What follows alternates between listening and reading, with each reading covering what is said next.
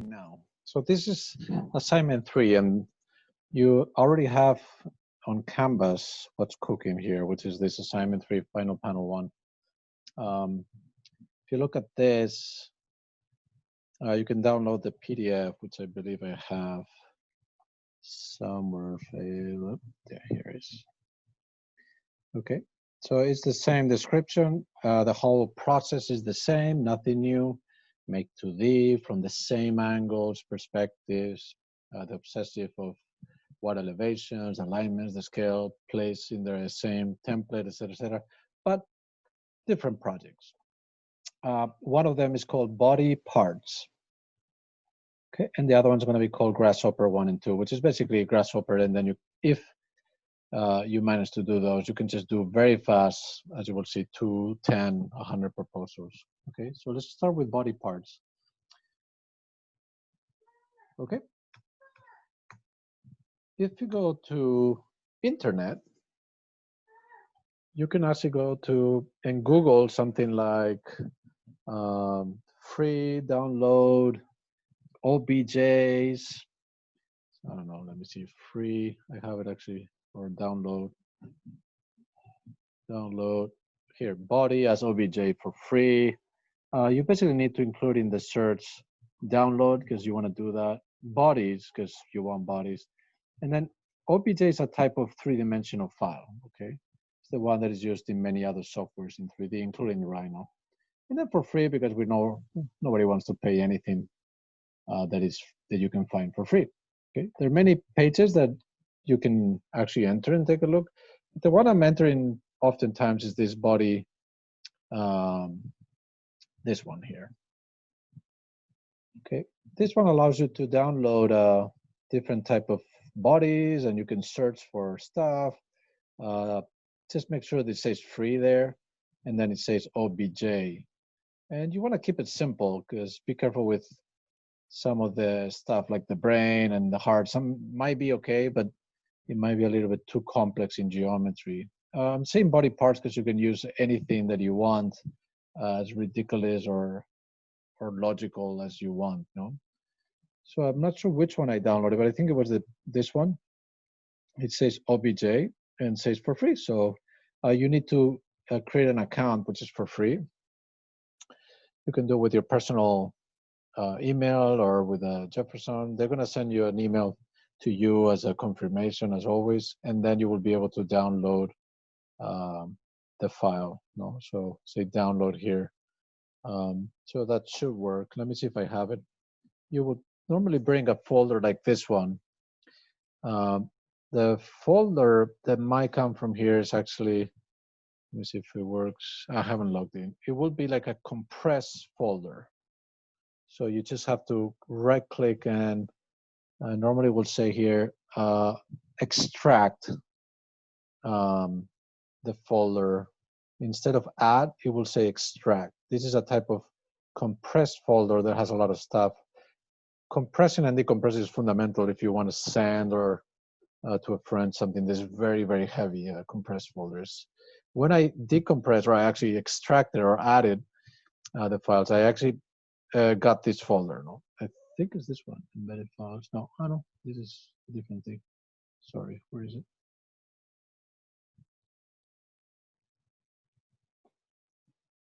Maybe you have to do it now. I thought I had a folder with a little body, but maybe not. Maybe I have to do it now as I work with this. Class work. Here's, it's going to be a folder like this one. Oh, let me make this smaller.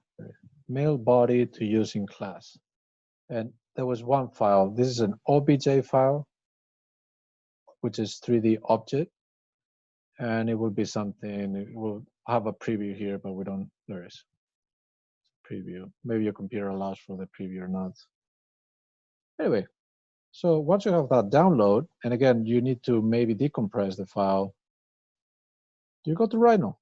The way to bring any type of 3D model that you might have brought from AutoCAD, from 3ds Max, or from Revit, from SketchUp, any of those, you can actually bring them to Rhino by importing.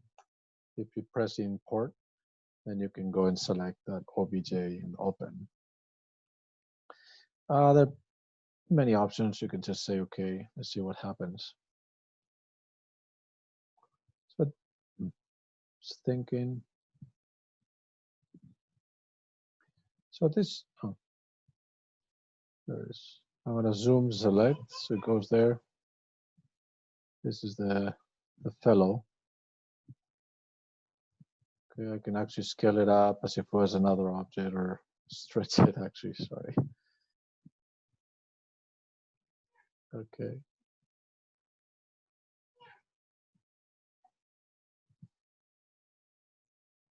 There you go.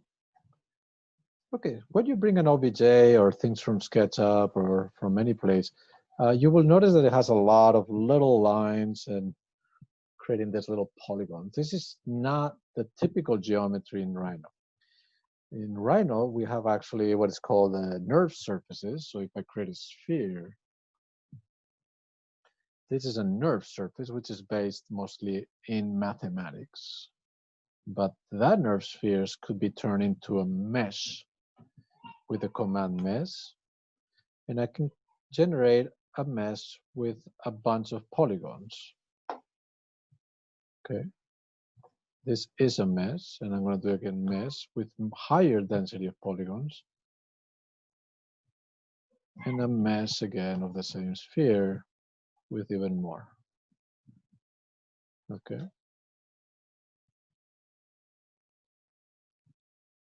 This is the original model, which is a nurse, again, mathematically developed, radius, etc., etc.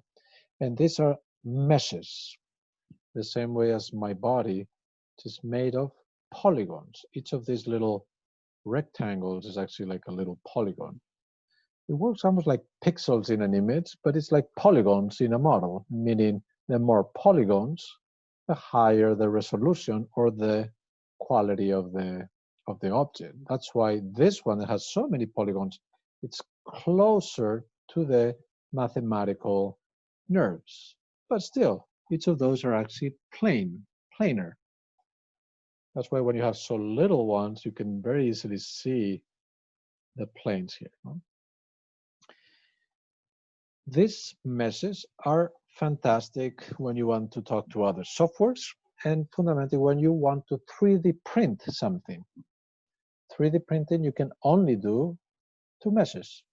You can't do it to these guys.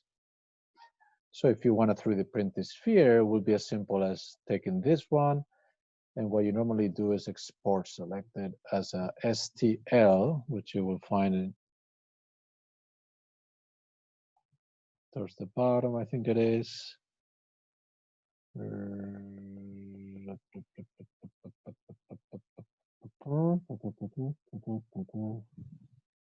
Stereographic.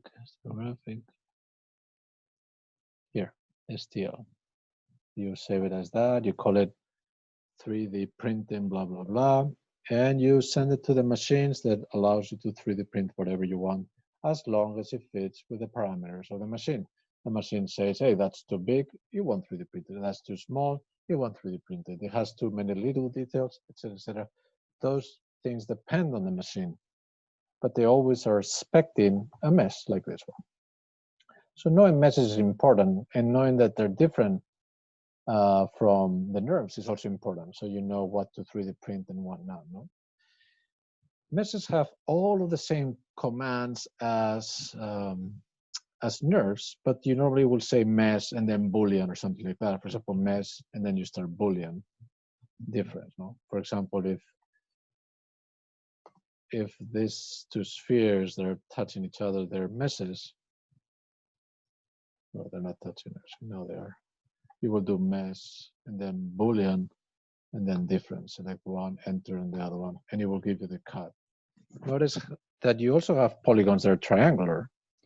It's the only way to actually get that little cut there. Anyway, so saying that, now we know a little more about meshes. The question is, how can we actually use the parts of a body and implemented them as Boolean difference for this other one. No? So there's several ways to do that. One, what I'm going to do is a cut plane, which is a type of plane that allows me to do a vertical plane that cuts through an object. There you go. I'm going to use the fit as an example. In order to cut the fit out of this guy, I need to make sure that I'm working with meshes. But let me try that. If I use the trim command, I can say trim with this plane, this body. You know? And it doesn't do it because this is not a mesh. So I need to actually turn it into a mesh first. And now that is a mesh, even though it looks very similar, I can do the trim, mesh trim, no? As I said before, mesh trims allows you to select the mesh plane, enter, cut the object. See if it works. Up. I cut the feet of the guy. Nice. Again, I transform the plane into a mesh with the command mesh. I delete it because it will be there, otherwise the surface, the original. And then I use mesh trim to cut the part that it was in this side. No? I can do that with a hand, with a head, etc., etc. I can delete this guy now. Now this is not completely capped, so I can actually select it and cap it. Or mesh cap, I guess it is. Oh no, sorry. For meshes, it's a close, I believe. Mesh. We can go to the mesh tools. And I believe is here. What I did again, I have an opening, this thing, this button here that has like a fill mesh hole. I click the left button and I select the line that defines the opening. Oops, sorry. And I click right there. Almost, there you go. And it closes. I have a fit I can play with and scale and so on. Now this is a mesh, and this is a nerves, the one that we did extrusion. So in theory, even though I can put this guy and scale it and do my thing, no, I really won't be able to do a Boolean mesh or anything. So I recommend that before you do anything, you actually go and say mesh to nerves. You can do a mesh to nerves. So the same way we did mesh to turn a nerve into a mesh, we can do mesh to nerves to turn a mesh into nerves. So if I do that, it takes time because there's a lot of surfaces there.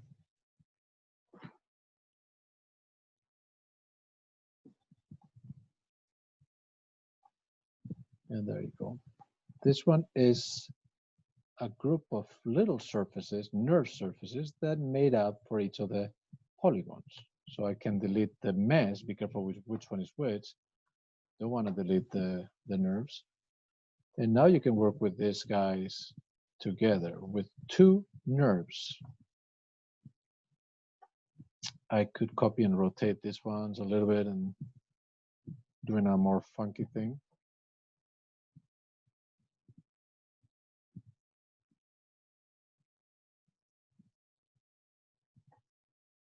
I think it's thinking. Oops, sorry.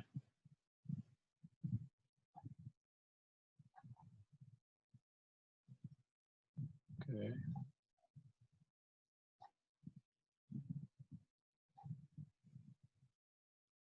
Okay, and now that we have two nerves and my base project, I can do my classic difference or whatever it is.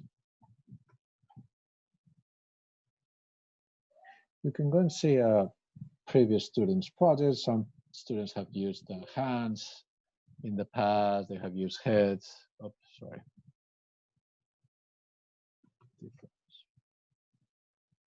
It might take a while because normally meshes are a little tough.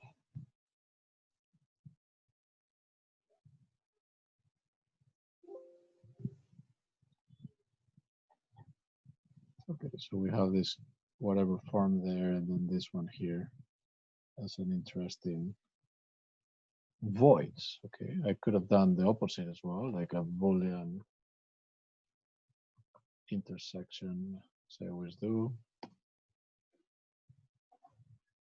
And basically, we have, you can mix several hands, several, these are nice forms. You imagine like this form being like a canyon thing, like always. And they don't, and I like this idea of the parts, like almost, you can think of it as based on, you know, Greek sculptures or Roman sculptures that they're missing a piece and they fall out, and that it's exhibited separate from the body. This idea of body parts I find exciting and interesting. So that would be one project, why not? Make 2D, blah, blah, blah, and all the processes always. Okay, so let me go back. Bring bodies, have fun with the bodies, cut pieces from the body away. It's like a little gross type of assignment, this part. But anyway, have fun with the bodies. Maybe you want to reinvent what parts of the body you want to bring, etc., etc. And include them in interesting ways in the form. Do Boolean difference intersections, and that's the piece you do a make 2D of. Okay, it's the same process, the rest as the other we've been doing. Another one that's a little tricky, if we go to the assignment, it's called Grasshopper. Okay, Grasshopper is actually a software that is inside of Rhino. So Grasshopper, if you type Grasshopper and you click in, you will find maybe something like this, similar to this. Okay, it might open all the way and big in the screen, and you can open files. It has some buttons here, many tabs to do different things. And Grasshopper is like a software for parametric modeling fundamentally. And parametric meaning that based on parameters that you can repeat, and it creates more complex or sophisticated relationships between parts. Most of those crazy surfaces that are repeating patterns, or panels for interior decorations that have slight variations, most of those are done with Grasshopper, and it's a great tool to use. And I'm basically obviously not expecting you to learn Grasshopper, because it's quite sophisticated, but to use a couple of files, I think we can do if you follow this video. Okay, if you go back to modules, you will see that there's actually two files here, G1 and G2, under assignment 3. You can download those. Go to, again, to Rhino, open Grasshopper by typing Grasshopper, and file, open, and search for that 1, 2 files that you downloaded. 1 or 2. I'm going to use 2, and I guess I recommend using 2. Double click. And this is how a Grasshopper file looks like. The way you move around is right click to pan around, and then scroll in and scroll out to zoom in. You can select these things that are called tools with the left button and move them around. And these tools have like these little snakes or cables connecting different tools together. Okay, you can select the tools again. You can delete them and so on, but we definitely don't want to delete anything at this moment. Actually, let me put this on the other side, maybe some right on the middle. Okay. What you need to do is a couple of things. Number one, you need to create a module or like a unit thing. I'm gonna do something fast and easy, like a box here. Okay. We have 4 minutes. So the next thing you need to do is just right click on the geometry. And one of these geometries is actually for the container. So that would be the first one. You're gonna right click, say set one geometry, select the container. Let's call it the base project. That turns from orange to gray, and you know that it has been selected properly if you do that. If you right click again on the other orange geometry, you're going to do select one geometry, select the new module, that it could be this one or any other module, and click. Automatically, the links start working, and what it does is create multiple boxes within the limits of the container. Okay, you can change rotational patterns, vertically, horizontally, XYZ. So I recommend you change those parameters until you find something interesting for you. You can obviously change the scale values for those, bigger, smaller, and the variations of those. And obviously you can change how many of these guys, a lot, very little, and the variations of those. That's the seed. Once you have moved or shifted these sliders that are called, and you're happy with these red elements that are coming here, you need to go all the way here, right click, and bake. You're going to say bake means create the geometry in Rhino. You're going to select a layer, okay. You're going to close Grasshopper, and then what you're going to do is your famous Boolean difference or intersection or whatever it is. Select the model, enter, and then you can create an interesting proposal. Okay. I did it with a box, but definitely you can do it with any form. So think of what modules you want to repeat infinitely or whatever number of times you want, and in what rotations. You can start changing all of those parameters. I recommend you actually think about this module in an interesting way. Once you're done with that process of Grasshopper, again, I open Grasshopper 2, you just have another project for yourself. So you can definitely make 2D and follow the steps as usual. Okay, I'm just going to do it very fast again with another module. So you see it's very fast to do this, like let's say a sphere. I would recommend you do something actually interesting, or a torus.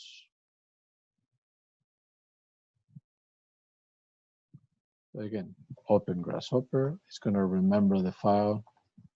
I'm going to right click here on that one, set one geometry, select the torus, and they're all of them, different scale, different number. I can change the rotation of those.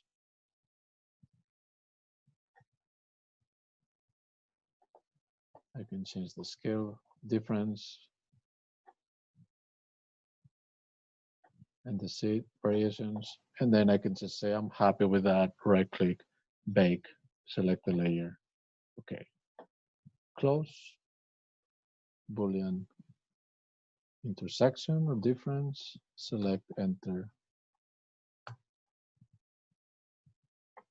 If you have a lot of units, it might take a while or it might even crash, so just keep it simple. And I think this is like a fantastic, funky and elegant, subvertive type of project. I love this one. I love this one. Make 2D, process, process, process, InDesign, new project. You can do, actually you can do like 100 of these very fast, but I'm just asking 2 for those, for that last assignment, okay? So that's done.